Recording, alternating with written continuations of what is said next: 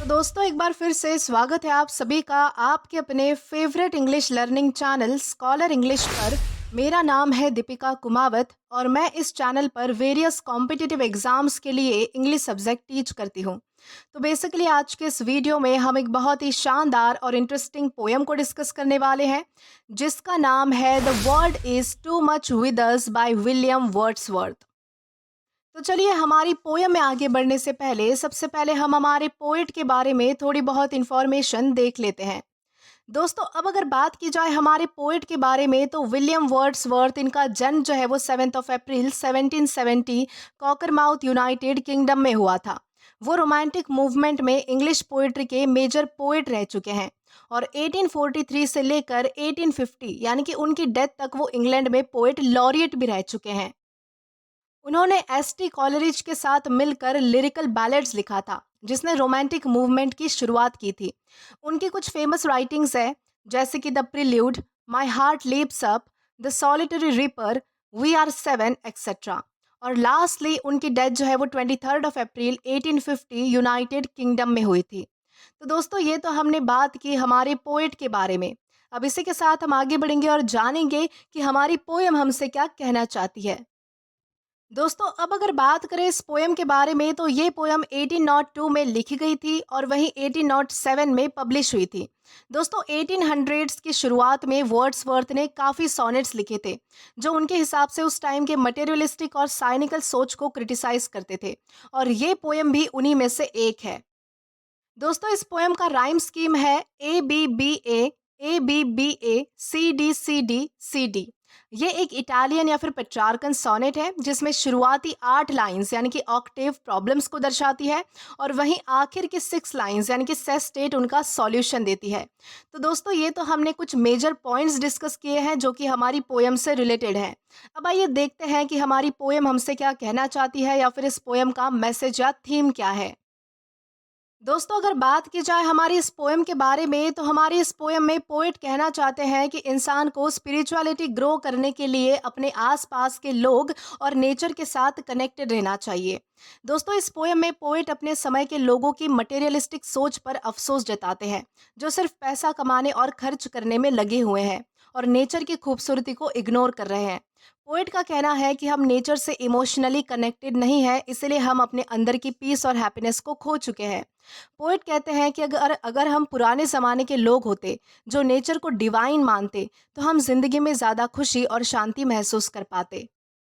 तो दोस्तों यही है आज की हमारी इस पोयम का थीम या फिर कहे तो मैसेज। अब इसी के साथ हम आगे बढ़ेंगे और इस पोयम का लाइन टू लाइन एक्सप्लेनेशन देखकर इस पोयम को अच्छे से डिटेल में समझने की कोशिश करेंगे। तो दोस्तों हमारी सबसे पहली लाइन आती है the world is too much with us late and soon, यानी कि दुनिया हमारे साथ कुछ ज़्यादा ही चिपक गई है, पहले भी और अब भी।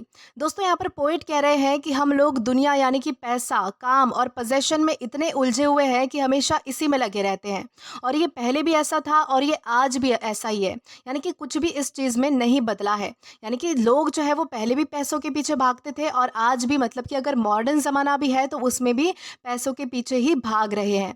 तो इस तरीके से हमारे यहाँ पर पोएट बताना चाहते हैं गेटिंग एंड स्पेंडिंग वी ले वेस्ट अवर पावर्स, यानी कि हम सिर्फ कमाने और खर्च करने में अपनी ताकत बर्बाद कर रहे हैं। यानी कि लोग अपनी एनर्जी और लाइफ का टाइम सिर्फ पैसे कमाने और सामान खरीदने में यानी कि खर्च करने में लगा देते हैं वो और अपने अंदर की असली पोटेंशियल को खो देते हैं। यानी कि यहाँ पर पोइट क्या कहना चाहते हैं कि हम मटेरियलिस्टिक चीज़ों के पीछे इतने भागने लगे हैं कि हम जो है वो, मतलब कि पैसे कमाते हैं और हमारी जो सारी मटेरियलिस्टिक नीड्स होती है यानी कि जितनी भी हमें जो सारी चीज़ें चाहिए होती है उनको खरीदते हैं और इसमें हमारा जो सारा टाइम है, हमारी जो सारी एनर्जी है वो सब वेस्ट हो जाती है। जबकि हम हमारी असली पोटेंशियल को यानी कि हम हमारी असली ताकत को पहचान ही नहीं पाते। तो इस तरीके से यहाँ पर बताया गया है little we see in nature that is ours, यानी कि हम नेचर में अपना कुछ नहीं देख पाते, हम नेचर को अपना हिस्सा नहीं समझते, हम उसकी खूबसूरती महसूस नहीं करते। तो इस तरीके से यहाँ पर बताया गया है we have given our hearts away a sordid boon, यानी कि हमने अपना दिल एक गंदी से गिफ्ट के बदले दे दिया है। यानी कि हमने अपना दिल मटेरियलिस्टिक चीज़ों को दे दिया है, जो कि एक बुरा और बेकार सा डील है, यानी कि सौदा है। यानी कि हम इंसानों ने क्या किया है कि हमारा जो दिल है, हमारा जो मन है, वो सारा किस चीज़ पे लगाया है, तो वो मटेरियलिस्टिक चीज़ों पे लगाया है। और उसी के साथ हमने जो है वो हमारे मन का सौदा कर लिया है, जो कि बहुत ही बुरा और बेकार है, यानी कि बहुत ही बुरा और बेकार डील है ये। यानी कि अपने यानी कि मन के बदले जो है वो किसी मटेरियलिस्टिक चीज़ों को पाना, यानी कि भौतिकवादी जीवन जीना, ये बहुत ही बुरा एक बेकार सा सौदा है, डील है। इस तरीके से यहाँ पर बताया गया है। देन इसके बाद है this sea that bares her bosom to the moon, यानी कि ये समंदर जो अपना सीना चांद के सामने खोलता है। यानी कि हमारे पोएट समंदर का पोएटिक डिस्क्रिप्शन दे रहे हैं कि समंदर की खूबसूरती चांद की चांदनी में चमकती है। तो इस तरीके से यहाँ पर बताया गया है। The winds that will be howling at all hours and are up gathered now like slipping flowers, यानी वो हवा कभी भी तेज चलती है और कभी जो है वो मतलब कि चुप हो जाती है, बिल्कुल ऐसे जैसे कि कोई सोए हुए, यानी कि स्लिपिंग फ्लावर्स हो। यानी कि हवा के जो अलग अलग मूड्स है वो भी हमारे पोएट को बहुत ज़्यादा ब्यूटीफुल लगते हैं।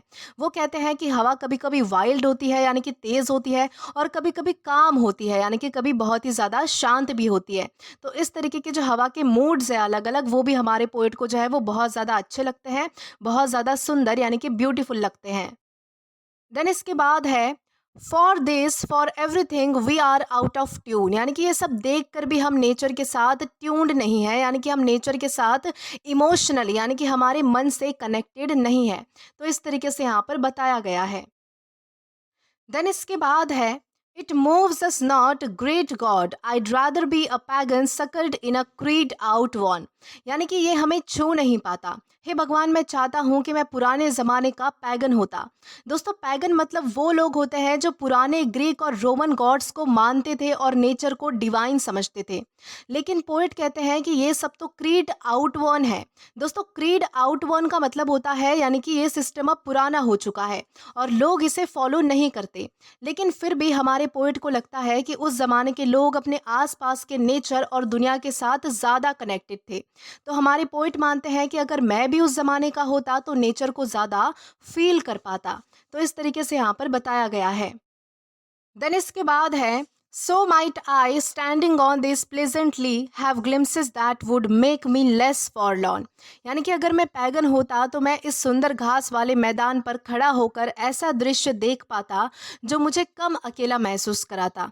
यानी कि हमारे पोइट को लगता है कि अगर वो पैगन होते तो प्रकृति के साथ उनकी दोस्ती होती और वो इतने उदास ना होते। तो इस तरीके से यहाँ पर बताया गया है। देन हमारी लास्ट टू लाइन्स है have sight of Proteus rising from the sea और hear old Triton blow his wreathed horn, यानी कि मैं अगर पैगन होता तो प्रोटेयस को समंदर से निकलते हुए देख पाता और ट्राइटन को सी शेल हॉर्न बजाते हुए सुन पाता। दोस्तों, प्रोटेयस और ट्राइटन दोनों पुराने ग्रीक माइथोलॉजी के सी गॉड्स हैं। प्रोटियस एक ऐसा गॉड था जो सी का राजा जैसा था, जो अपनी शेप बदल सकता था और फ्यूचर के बारे में जानता था। वहीं ये जो ट्राइटन है वो एक ऐसा सी गॉड था जो समंदर में शंख बजाता था और जो समंदर की लहरें होती है, यानी कि जो वेव्स होती है, उनको कंट्रोल करता था। तो पोइट का कहना है कि पुराने देवता जो होते थे वो नेचर के सिंबल्स होते थे, जो हमारी लाइफ में मैजिक और वंडर ऐड कर देते थे। तो इस तरीके से यहाँ पर पोइट बताना चाहते हैं। तो यहाँ पर पोइट बेसिकली यही कहना चाहते हैं कि मैं भी अगर उस ज़माने का होता तो ये सारी जो मटेरियलिस्टिक चीज़ें हैं उनसे मैं दूर होता, और ये जितने भी लाइफ के जो मैजिक है, ये जो भगवान है, यानी कि ये जो सी गॉड्स है, इनका जो नेचर के साथ जो कनेक्शन है, इनका जो मतलब कि अलग अलग जो मतलब कि इनकी जो मैजिक है, इनके वंडर्स है, वो भी मैं महसूस कर पाता, वो भी मैं देख पाता अगर मैं उस ज़माने का होता तो इस तरीके से यहाँ पर हमारे पोइट इस पोएम में कहना चाहते हैं। तो दोस्तों, इसी के साथ हमारी इस पोएम का लाइन टू लाइन एक्सप्लेनेशन यहीं पर ख़त्म होता है। आशा करती हूँ कि आपको ये पोएम अच्छे से समझ आई हो और पसंद भी आई हो। दोस्तों, अगर आपने अभी तक हमारा टेलीग्राम चैनल ज्वाइन नहीं किया है तो टेलीग्राम पर English with Deepika Kumawat search करके या फिर डिस्क्रिप्शन में दिए गए लिंक के थ्रू, साथ ही साथ अभी जो आपको आपके स्क्रीन पर QR कोड दिख रहा है वहाँ से भी आप डायरेक्टली हमारा टेलीग्राम चैनल ज्वाइन कर सकते हैं, या फिर जो हमारा जो कमेंट बॉक्स है वहाँ पर एक पिन कमेंट है, वहाँ से से भी आप जो है वो हमारा टेलीग्राम चैनल डायरेक्टली एक्सेस कर सकते हैं या फिर जॉइन कर सकते हैं, ताकि आप कभी भी किसी भी नए आने वाले वीडियोस को लेकर कोई भी अपडेट्स को मिस ना करें। और दोस्तों, अगर आपको आज का ये वीडियो पसंद आया है या फिर हेल्पफुल लगा है तो do like this video, subscribe the channel and share as much as you can. और अगर आपने इससे पहले वाले वीडियोस नहीं देखे हैं तो यहाँ पर मैंने एक प्लेलिस्ट प्रोवाइड कर दी है, जहाँ पर आप क्लिक करके वो सभी पहले वाले वीडियोस भी देख सकते हैं और एक्सप्लोर कर सकते हैं। Till then keep learning. Thank you.